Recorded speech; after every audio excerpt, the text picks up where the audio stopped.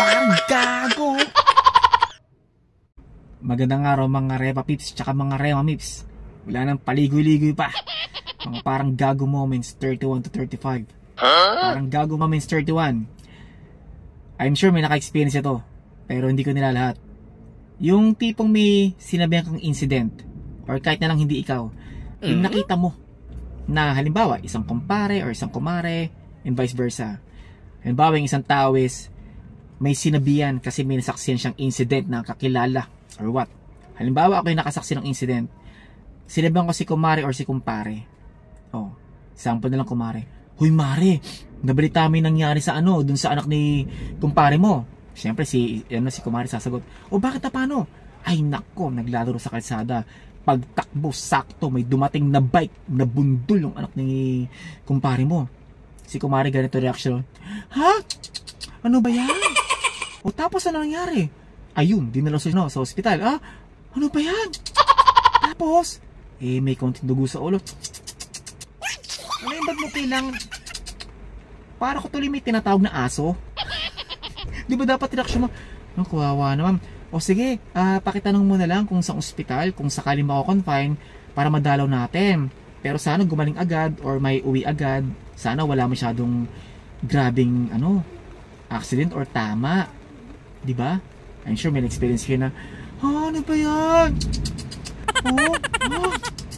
Kasi naman yung ganun ng ganun. Wala mo kung nagtatawag ng aso o nang iinsulto Tapos meron namang iba, kung hindi nagtatawag ng aso, ganito naman reaksyon.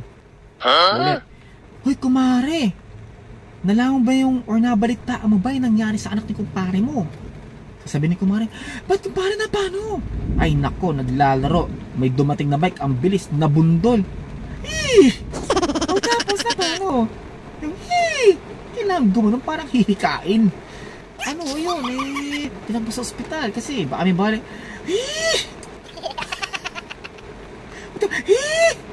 Parang may hihikain sinabihan mo, no? Parang gago. Yun naman, parang gago moments number 32.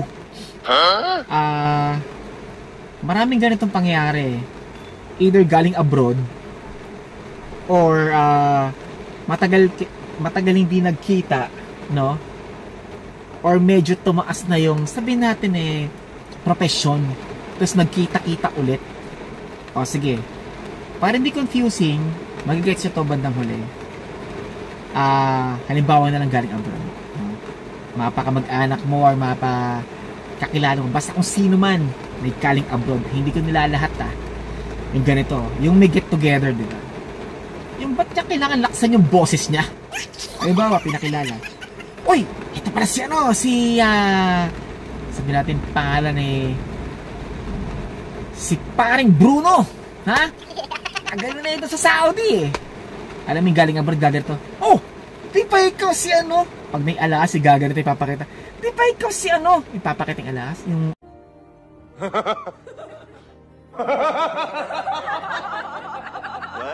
or kung saan man yung suot niya, kanan or kaliwa. Di ba ikaw si kumpare? Yung kaklase ko dati! Yung nalaksan yung boses para mapansin siya. Siguro baka pag-usap, galing ang bro dyan, galing Saudi, matagal. Parang gago. Hindi ka nilalahat. Pero, di ba, may mga ganun yung para mapansin siya. Na para siya yung pag-usapan, no? Samantalang get together, di ba? Dapat kumusta. Nalaksan yung boses. O, ikaw siya kasama ko dati to Yung palakas ng kwento, yung boses niya, hanggang sa lahat ng tao, or hindi man lahat, karami mapapatingin sa kanya. Para siguro pag-usapan niya, ulitin ko yung gaya na sinabi ko kanina, uy, parang abrid dyan. Para pag-usapan siya ganun. Gago. Tapos gumagano-gano pa yung kamay. Oo. Ay, ikaw I know you. I remember you. Parang gago. Parang gago moments number 33.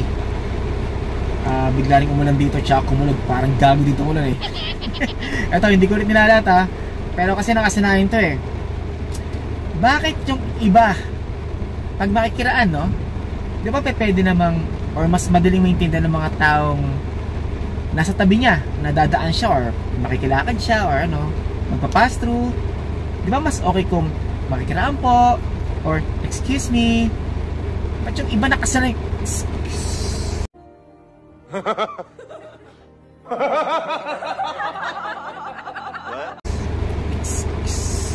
Kaya tuloy minsan, hindi sila napagbibigyan.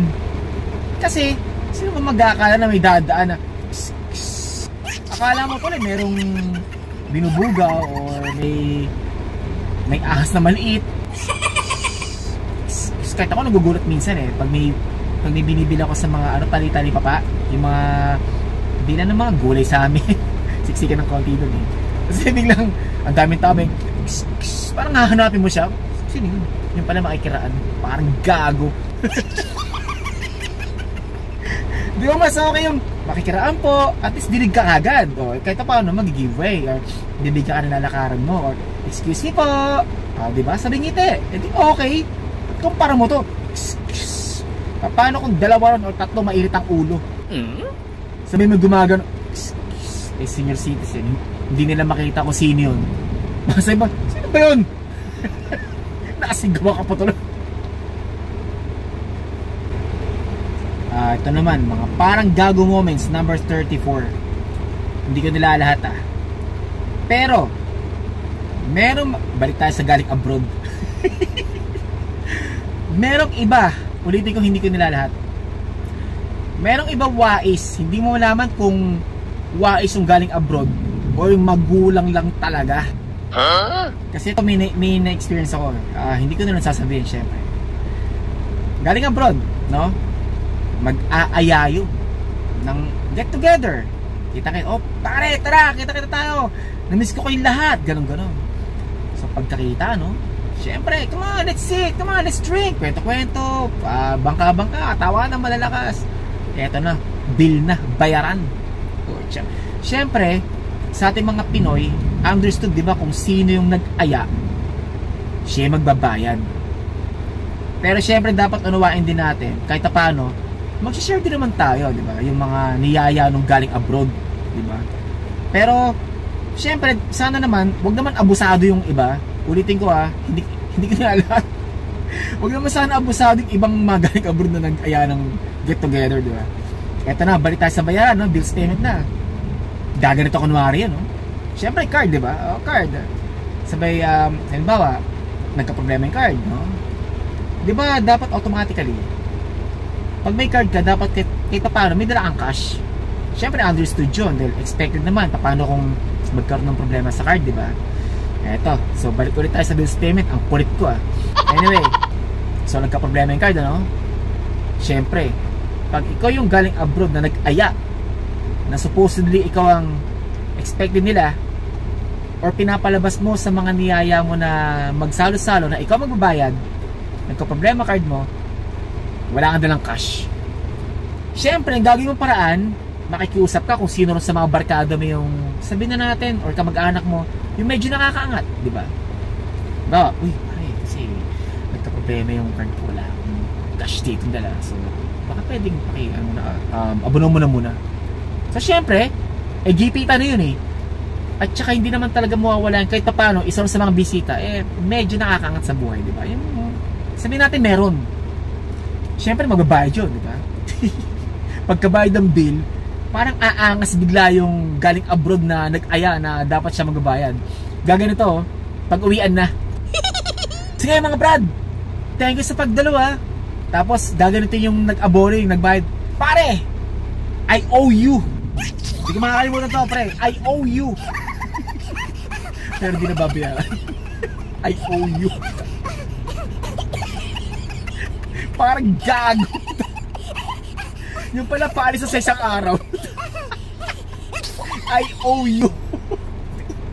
Yan. Medyo in-adjust ko yung camera kasi parang dumudulas ang konti sa dashboard. Anyway, parang gago moments number 35. Ito naman, may iba naman tayo sa inuman, no? Hindi ko nila lahat syempre ulit. Pero sigurado ako, yung mga nakakajami nyo, isa ron or kung ilan man, laging pag nakakainom na, is ibinabalik yung dating mga kwento na kung saan sikat sila. Halimbawa, ganito. Halimbawa, yung taong yun is, kahit kamag-anak mo, kahit kaibigan mo, nakainom mo na or nakajamming mo na. Halimbawa, sa isang birthday, no?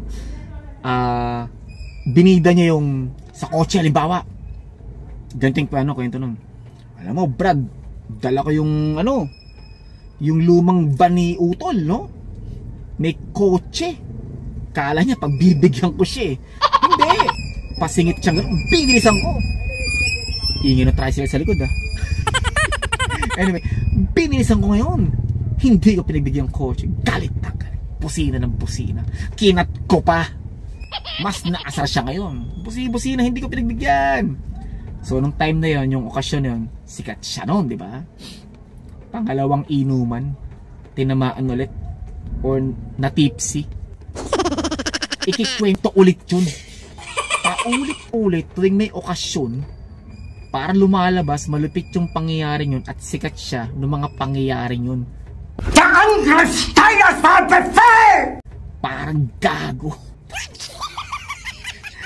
I'm sure ultimo siya, sawang-sawan siya nakakakwento nun sa sarili niya.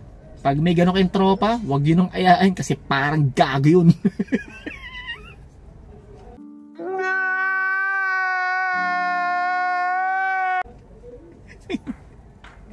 Okay, dito na muna ulit.